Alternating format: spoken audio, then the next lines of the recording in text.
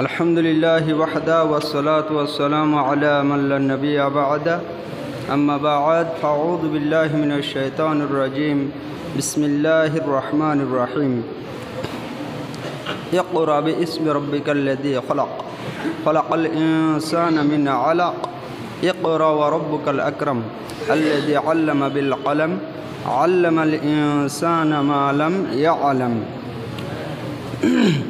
वक़ाल नबी सल्लल्लाहु अलैहि वसल्लम फ़िल हदीसिल मुबारक खैरुकुम मन तअल्लमल कुरआन व अल्लमह औ कमा क़ाल अलैहि सलातु वस्सलाम। उपस्थित आजकेर এই মহতি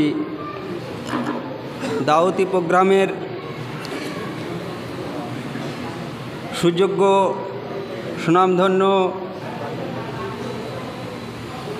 সভাপতি এবং যোগ্যতম উলামায়ে কেরামগণ ও সম্মুখস্থ ইসলাম দরদি মুসলিম ভারতৃবৃন্দ, পর্দার আড়ালে মা ও বোনেরা, আমরা এমনই একটি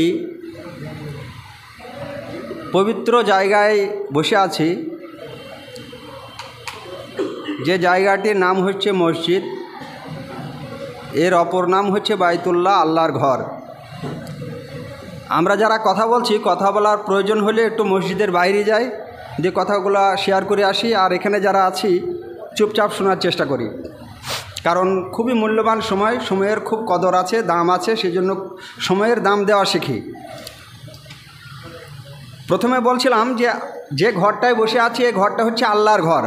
সুতরাং আমরা যদি পৃথিবীতে কোনো মানুষের ঘরে যাই, সেই বাড়িওয়ালার আমরা মেহমান হই আর তিনি আমাদের মেজবান হন। সুতরাং আজকে আমরা কার ঘরে আছি? আল্লাহর ঘরে। তাহলে আমরা মেহমান আল্লাহর। তো আল্লাহ পাক রব্বুল ইজ্জাতের ঘরে যেহেতু আমরা এসে বসেছি, আল্লাহ এবং তার রসুল সাল্লাল্লাহু আলাইহি ওয়াসাল্লামের কিছু কথা আমরা শুনবো, জানবো এবং সেইগুলো আমাদের জীবনে বাস্তবে রূপায়ণ করব, এই নিয়তেই আমরা এখানে এসেছি। আর এই নিয়ত আমাদের সবার থাকা উচিত। সেজন্য যে আল্লাহ রব্বুল আলামিন তিনি তিনার পবিত্র ঘরে আমাদেরকে একত্রিত করেছেন, সেই আল্লাহ পাকের শানে তিনার সংক্ষিপ্ত একটু শুকরিয়া আদায় করি, সকলেই প্রাণ খুলে বলি আলহামদুলিল্লাহ। অতঃপর সৈয়দুল মুরসালিন রহমতুল লিল আলামিন বিশ্বনবী জনাবি মুহাম্মদুর রাসূলুল্লাহ সকলেই বলি সাল্লাল্লাহু আলাইহি ওয়াসাল্লামের উপর আল্লাহ পাকের অফুরন্ত রহমত ও বরকত বর্ষণ হোক, আমিন। আল্লাহুম্মা সাল্লি আলাইহি আল্লাহুম্মা বারিক আলাইহি। যেহেতু আজ আমাদের সামনে খুবই জ্ঞানীগুণী উলামায়ে কেরামগণ উপস্থিত হয়েছেন, তিনারা কোরআন ও হাদিসের আলোকে খুবই জ্ঞানগর্ভ আলোচনা রাখবেন। আমরা ক্ষুদ্র মানুষ, সময় বেশি নষ্ট আপনাদের করব না। আমরা সেই সমস্ত জ্ঞানীগুণী উলামায়ে কেরামদের মুখ থেকে তেনাদের মুখনিসৃত বাণী কোরআন ও হাদিসের আলোকে আমরা শুনব। সেজন্য আমি আমার সভাপতি সাহেবের নির্ধারিত নির্দিষ্ট সময়ের পূর্বেই আমি আমার বক্তব্য ইতি করব। মা তৌফিকি ইল্লা বিল্লাহ। আমি যখন এখানে মাগরিবের আগে পৌঁছেছিলাম, আমার উস্তাদ তুল্য জনাব মৌলানা আব্দুর রাজ্জাক সাহেব মাগরিবের সলাতের পরেই তিনি আমাকে একটা দিকে আলোচনা করার আলোকপাত করেছেন। আমি সেই বিষয়টাই আমার এই অল্প সময়ের ভেতরেই ফুটিয়ে তোলার চেষ্টা করব। মা তৌফিকি ইল্লা বিল্লাহ।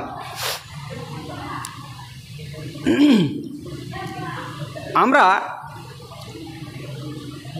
পৃথিবীর মাঝে দুটি জায়গার কথা আল্লাহ রাসূল সাল্লাল্লাহু আলাইহি সাল্লাম তিনি বলেছেন, যে একটা হচ্ছে সবচাইতে নিকৃষ্ট জায়গা আর একটা হচ্ছে খুবই পবিত্র জায়গা। তো যে জায়গাটা পবিত্র এবং খুবই মর্যাদা সম্পন্ন আল্লাহর কাছে, সেই জায়গাটাতে আমরা অবস্থান করছি। সকলেই আবার আরেকবার বলি আলহামদুলিল্লাহ। আর অপর যে জায়গাটির জন্য তিনি জঘন্য বলেছেন, সেটা হচ্ছে বাজার। তাই বাজারে অহেতুক সময় নষ্ট না করে, গল্পগুজব না করে, দরকারি কাজ সেরেই আল্লাহ রাসূল সাল্লাল্লাহু আলাইহি সাল্লাম ফিরতে বলেছেন, আর বেশি বেশি সময় কাটা দিতে বলেছেন মসজিদে। সেজন্য আমরা চেষ্টা করব ইনশাআল্লাহ আজ থেকে মসজিদে বেশি বেশি সময় কাটানোর। এখন মসজিদ যে আমরা পৃথিবীতে দেখছি, এই মসজিদ সমূহের ভেতরে পৃথিবীর মাঝে, পৃথিবীর জমিনে সর্বপ্রথম যে মসজিদটি তৈরি হয়েছিল সেটা হচ্ছে কাবা বাইতুল্লাহ।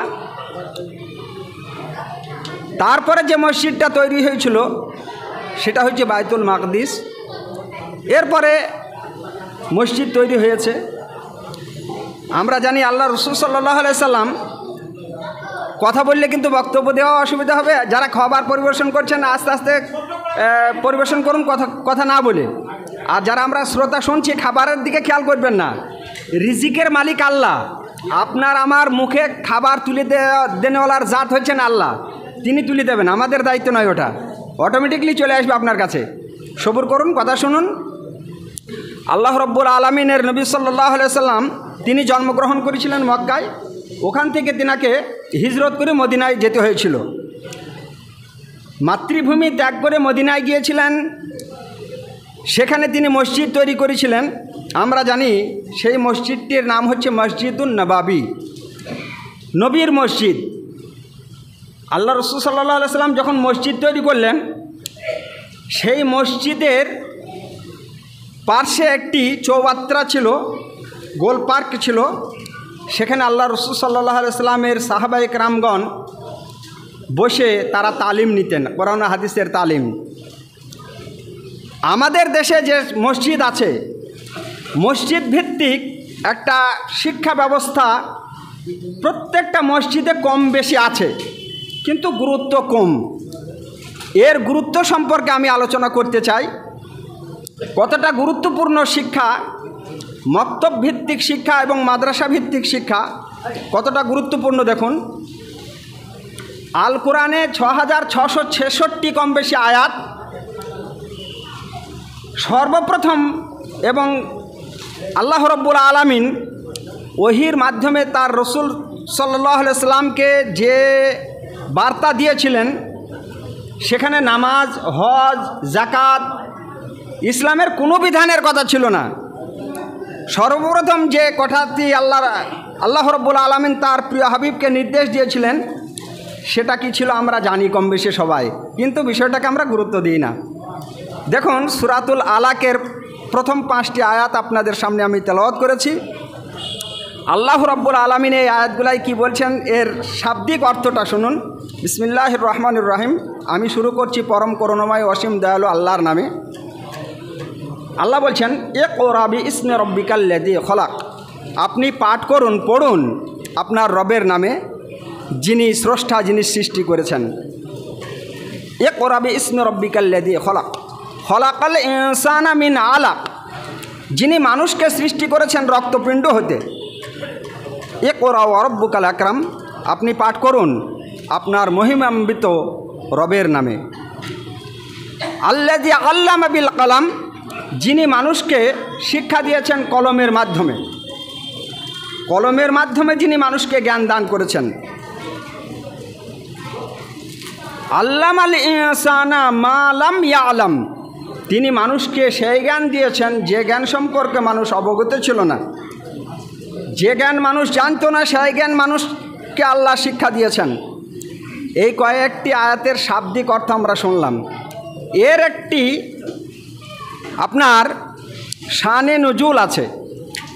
এই সূরাটির অবতীর্ণের কারণ, এর শানে নজুলটি বলতে গেলে যেহেতু সময় সাপেক্ষ, আমি সংক্ষেপে বলছি। আল্লাহ রসুল সাল্লাল্লাহু আলাইহি সাল্লামের উপরে এই সূরাটি অবতীর্ণের কারণ, শানে নজুলটি দিকে আমি সময় নষ্ট করতে চাচ্ছি না। এখানে আল্লাহ রব্বুল আলামিন তিনি কলমের দ্বারাই শিক্ষা দিয়েছেন মানুষকে। মানুষ যা জানতো না সেই জ্ঞান মানুষকে দিয়েছেন। এখন শিক্ষা লাভের মাধ্যম তাহলে কিন্তু কলম। আমরা জানি শিক্ষিত মানুষদের ক্ষেত্রে আমরা এই কথাগুলো বলি লেখাপড়া। তো পড়া লেখার কথা আগে বলা হয় না, আগে লেখা তারপরে পড়া। সুতরাং লেখার কিন্তু গুরুত্ব রয়েছে। আল্লাহ রব্বুল আলামিন তিনি কলমের মাধ্যম দিয়ে আমাদেরকে জ্ঞান দিয়েছেন। সুতরাং লেখাপড়া শিখতে হলে লিখতে হয় এবং সেই সাথে পড়তেও হয়। এখন কথা হচ্ছে আল্লাহ রব্বুল আলামিন তিনি সর্বপ্রথম কি সৃষ্টি করেছিলেন। কোরআন ও হাদিসের ব্যাখ্যা দিয়ে এটা বোঝা যায় যে আল্লাহ রব্বুল আলামিন যখন কলম তৈরি করলেন, কলমকে তিনি নির্দেশ দিয়েছিলেন উক্তুব, তুমি লিখো। কলম বলেছিল মা আক্তুবু, কী লিখব? আল্লাহ রব্বুল আলামিন কলমকে নির্দেশ দিয়েছিলেন সমস্ত মাখলুকাতের তাকদীর, ভাগ্য লিপিবদ্ধ করো। আমরা জানি আমাদের সৃষ্টির 50,000 বছর পূর্বে মহান আল্লাহ রব্বুল আলামিন প্রত্যেকটা ইনসানের, প্রত্যেকটা মানুষের ভাগ্য লিপিবদ্ধ করেছেন। আর ইমানের যে কয়েকটি শাখা রয়েছে তার ভিতরে তাকদীরের ওপরে ইমান বা বিশ্বাস রাখাও একজন ইমানদারের ওপরে অপরিহার্য। যদি তাকদীরকে অস্বীকার করি তাহলে কিন্তু ইমানে ঘাটতি হবে। ও বিষয়ে আমি যাচ্ছি না। তো যেহেতু আল্লাহ রব্বুল আলামিন তিনি কলমের মাধ্যম দিয়ে আমাদেরকে শিক্ষা দিয়েছেন সেই সমস্ত বিষয়ে যা আমরা জানতাম না। মার পেট থেকে যখন আমরা পৃথিবীতে আসি তখন প্রত্যেকটা মানুষ কিন্তু কেউ আমরা কিছু শিখে আসি না, এই পৃথিবীতে এসে আমরা শিক্ষা লাভ করি। তো শিক্ষা প্রতিষ্ঠান দরকার শিক্ষা লাভের জন্য। আমরা বিভিন্ন শিক্ষা প্রতিষ্ঠানে সন্তান আদিকে আমরা দিই শিক্ষা লাভের জন্য। বিশেষ করে আজ যে শিক্ষা ব্যবস্থার উপরে গুরুত্ব রয়েছে আমরা সব গার্জেনরা সেটা জানি, সেটা হচ্ছে জেনারেল শিক্ষা। অর্থাৎ আমরা বাংলাভাষী মানুষ, বাংলা ভাষার উপরে এবং সেই সাথে তৎসহ ইংরেজি, অঙ্ক, ইতিহাস, ভূগোল, বিজ্ঞানের ব্যাপক এখন যেহেতু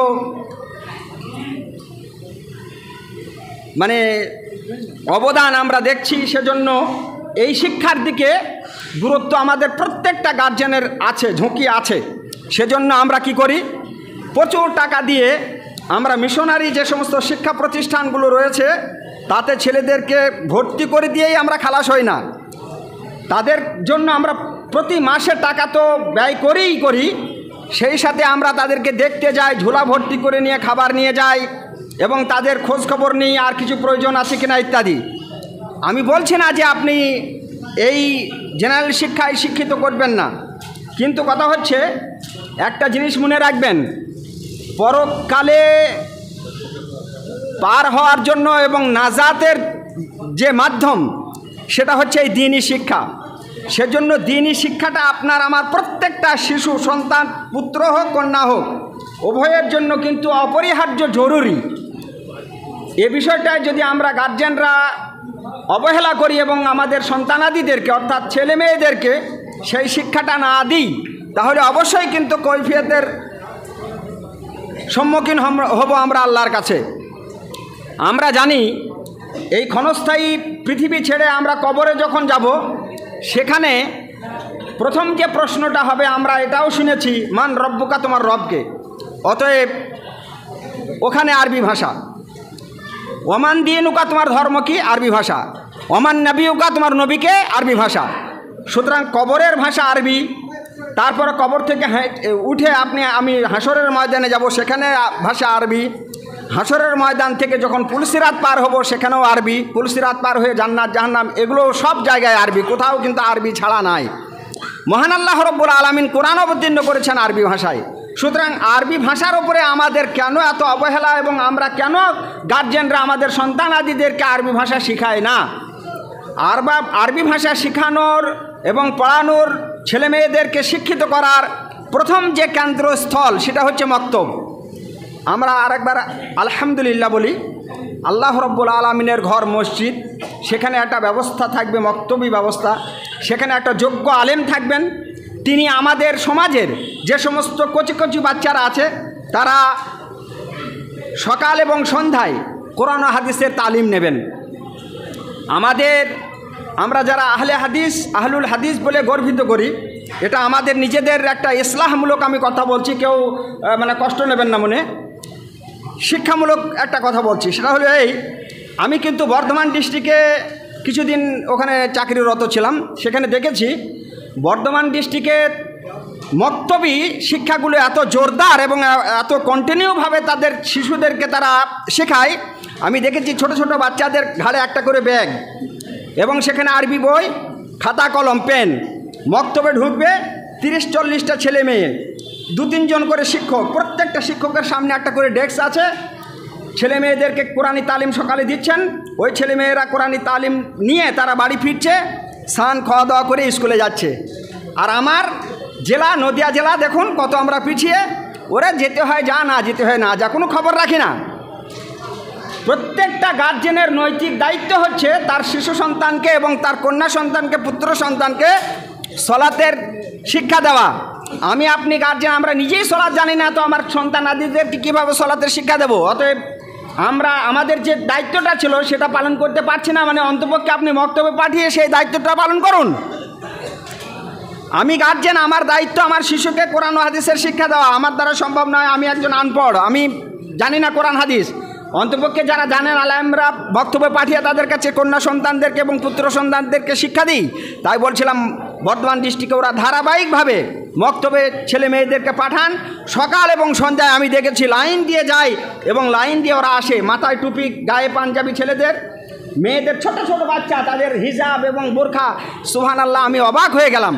আমাদের আহলে হাদিসরা এদিক থেকে কিন্তু অনেক আমরা পিছিয়ে আছি। সেজন্য বলবো, আজকে এই যে বড় জাত ঘরে এসেছি দক্ষিণ পাড়ায়, এই সমাজের মানুষের কাছে যে বার্তাটা আমি দিয়ে যাচ্ছি, ইনশাল্লাহ এটা সমস্ত জায়গায় আমরা বিভিন্ন মোকামি থেকে যে এসেছি, এই বার্তাটা সমস্ত জায়গায় সবার কাছে পৌঁছে দেওয়ার নৈতিক দায়িত্ব আল্লাহ যেন আমাদেরকে, মানে আমাদের দ্বারাই এটা পৌঁছানোর তৌফিক দান করুন।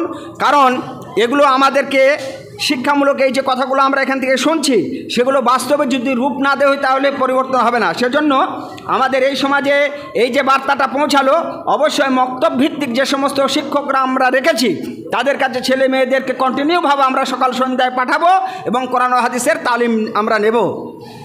আপনারা শুনলে অবাক হবেন, আল্লাহ রসুল সাল্লাল্লাহু আলাইহি সাল্লামের সাহাবায়ে কেরামদের মতো তো আর সম্মানীয় ব্যক্তি পৃথিবীর জমিনে আর কেউ হয়নি। কারণ আল্লাহ রসুল সাল্লাল্লাহু আলাইহি সাল্লাম তিনি বলেছেন, খায়রুল কুরুনি কারনি, সবচাইতে উত্তম জামানা এই পিরিয়ড হচ্ছে আমার পিরিয়ডটা, সুম্মাল্লাযীনা ইয়ালুনাহুম সুম্মাল্লাযীনা ইয়ালুনাহুম। আল্লাহ রসুল বলছেন আমার পরের, তারপরে ইত্যাদি। তো আল্লাহ রসুলের পিরিয়ডটা অত্যন্ত মর্যাদা সম্পন্ন পিরিয়ড এবং খুবই দামি মূল্যবান পিরিয়ড। সেই পিরিয়ডে আল্লাহ রসুলের সাহাবায়ে কেরামগণরা সব সময় আল্লাহ রসুলের মুখনিসৃত বাণী শোনার জন্য আল্লাহ রসুলের কাছে বসে থাকতেন। এই বসে থাকার কারণে একজন বিখ্যাত সাহাবীর কথা আপনারা শুনে থাকবেন, হযরতে আবু হুরায়রা রাদিয়াল্লাহু তাআলা আনহু। তিনার প্রকৃত নাম হচ্ছে আব্দুর রহমান।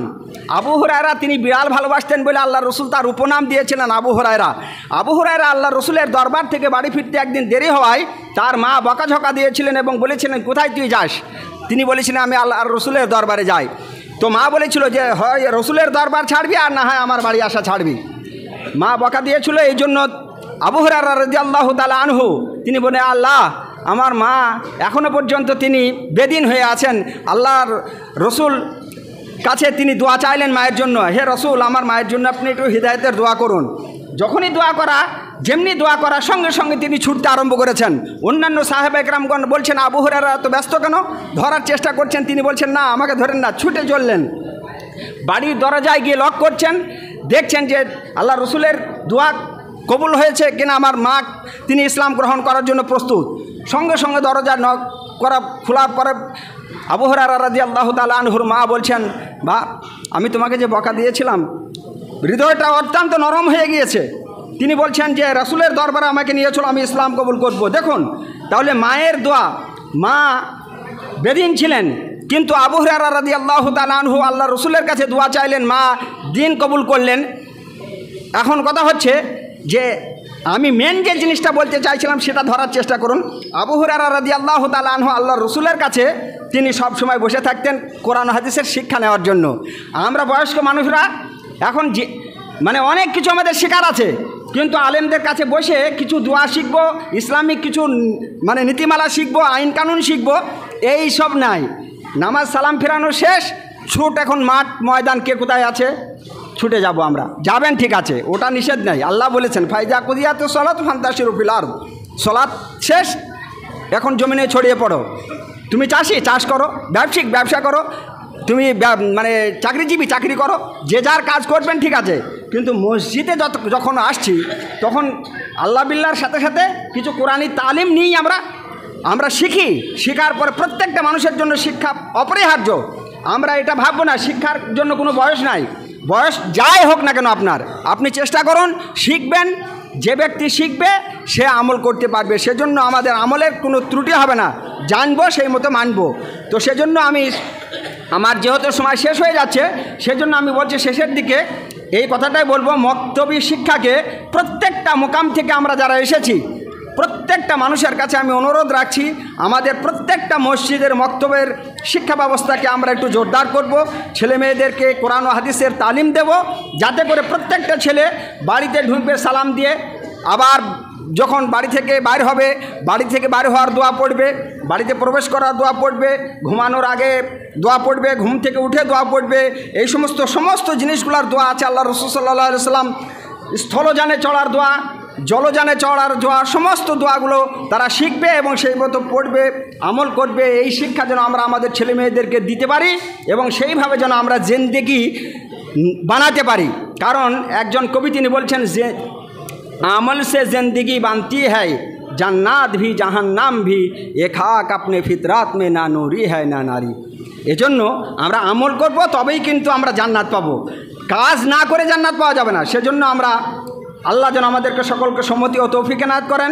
মক্তবী শিক্ষা ব্যবস্থাকে আমরা আমাদের সন্তানাদিদেরকে জোরদারভাবে, ভরপুরভাবে আমরা দেওয়ার চেষ্টা করব ইনশাআল্লাহ। আসসালামু আলাইকুম ওয়া রাহমাতুল্লাহি ওয়া বারাকাতুহু।